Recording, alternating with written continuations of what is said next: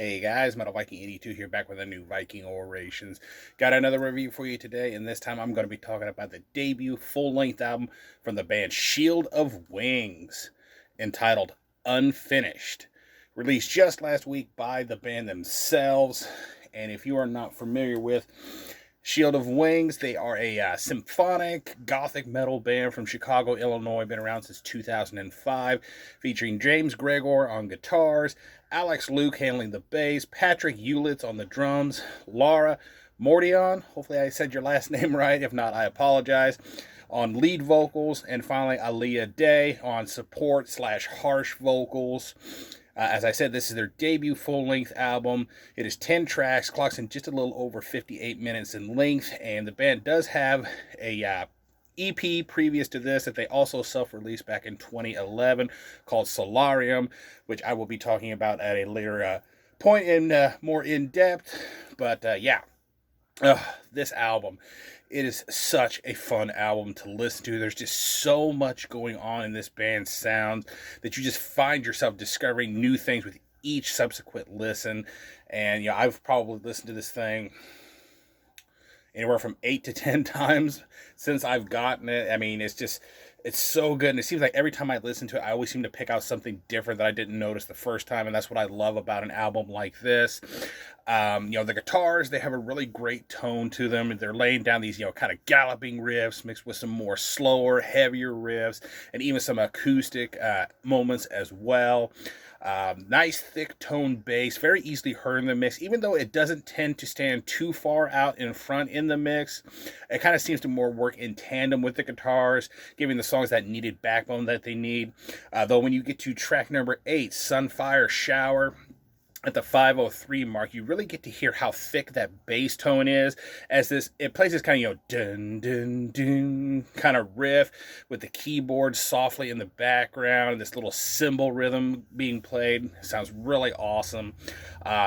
Speaking of the drums, very solid and powerful production on here, and performance-wise as well. I think the drums are really well executed. Lots of nice patterns, rolls, and fills. I love that they use some blast beats now and then, and I also really enjoy the double bass work on here. The keyboards and synths that were used are really well executed, in my opinion. They're epic and lush at times, but then they have moments where they're kind of more heavier and somber, but they're never really overpowering of the other instruments. They are up front quite a bit for sure, but at times they're kind of more, I think, subdued and kind of left into the background to let the other instruments really shine while giving off this nice atmosphere that's needed for that particular moment. Then you get the vocals. Wow. I mean, both Laura and Aaliyah, they turned in such a solid performance, in my honest opinion. Absolutely beautiful and powerful vocals. I love the way that they layered the vocals at times and use these kind of choir-esque moments as well. And they have such beautiful harmonies and melodies to them. I just loved the vocal performances here. They do use a male choir vocal section. I think really the only time you really hear it is actually on the opening track. You hear them going, "Hail, hail, hail." And, that just gets you pumped up right off the bat to really get into this album. And then you got Aaliyah's harsh vocals, and they are just simply sick, in my opinion. Her cleans are amazing, but she really shows how versatile she is with her harshness. And I love how she not only utilizes them as background vocals, but there's also a few times throughout this album where she actually kind of takes over like lead vocals for a little while. So that's really cool because you really get to see her shine a little bit more as a vocalist and really kind of hear her range, not only in her harshness, but then also, as I said, in her cleans. Some of the other things that I picked out, and there was a lot, as I said, to try to pick out. Track number 5, Cedar. At the 3:18 mark, I love this little break that comes in with this acoustic guitar riff and this kind of folky sounding flute passage with the keyboards in the background and this kind of drum roll beat going on. And then you get to about the 3:36 mark. There's a beautiful solo with a nice keyboard accompaniment, and then something you don't see too often unless you're listening to, a Children of Bodom album. At the 4:48 mark, you get a really cool keyboard solo, so I thought that was really awesome. Track number 6, Wetland. I love the intro of like this, thunder and rain mixed with the beautiful piano. Then at about 12 seconds in, the epic synths come in, really building, just kind of pumping you up for something grand that's about to happen. With the drums kicking in at the 24-second mark, along with the vocals doing this kind of layered, which trust me, I that was terrible. I sound nothing as good. I sound not as good as she does it. But yeah, then you get to track number 7, Mind of Myth, which is probably my favorite song on this album. I love that heavy keyboard opening with just the keyboards and those powerful vocals accompanying them. Then about 40 seconds in, the flute comes in for that little bit of a folky element as the keys start to get more lush and upbeat, along with this kind of tribal-esque sounding drum beat. And then, of course, you get the female choir backing vocals. But my favorite part of this song comes at the 101 mark with this dual vocal harmony that every time I hear it's just like, oh, I mean, it's so badass. I loved it.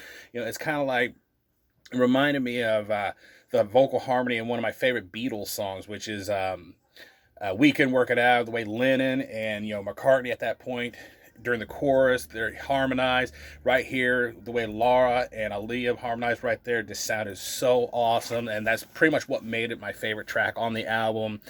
Then at the 256 mark, I love that really heavy bass at this section mixed with the keyboards, and Aaliyah's harsh vocals sounded really badass. And then finally at the 404 mark, the riffs get really heavy and dark really briefly, and I just thought that was really awesome. Overall, I think this is an absolutely fantastic album. It's really well written and executed. I think everyone turned in a really solid performance. It's heavy, it's melodic, it's epic at times, and at times it kind of reminded me, those during certain moments where I was like, man, this could have easily been on like the Braveheart soundtrack, which I do believe one of the members during one of their live streams I was watching said that the Braveheart soundtrack was like one of his favorite movie soundtracks, so that kind of makes sense. And when this band was introduced to me, I was told, oh, they kind of have like this Nightwishy feel to them, which, when it comes to symphonic gothic metal, that tends to be the first band that gets mentioned because they're kind of the biggest name, at least initially in the genre. But I actually hear a little bit of Delane elements in their sound as well. And I honestly feel that Laura and Aaliyah they rank right up there with some of the best in the genre. I'm talking like Charlotte Wessels, Floor Jansen. I think these ladies deserve to be up there among them as some of the best in the genre. Just such beautiful and powerful voices. Definitely, this is an album worth checking out and one that'll make you just really want to revisit it often just to see what you missed, what you could pick out that maybe you didn't hear before. As I said before, there's a lot of elements to this band's sound, and I am super glad that I was able to, which by the time I got involved in their little Kickstarter program to fund this album, they had already gotten it, but still, I was proud to, pre-order the album and kind of fund them to do other things for this album. But yeah, this gets a solid 9.5 out of 10 for me. Go check out Shield of Wings. I mean, just look at the artwork. Look at that really awesome logo. Really great album. Definitely is going to be on my year-end list. There is no doubt. So I will leave a link down below to their Bandcamp so you can check this out for yourself. Show this band some support. And yeah, that is going to do it. Thank you so much for watching and subscribing. And until next time, stay brutal.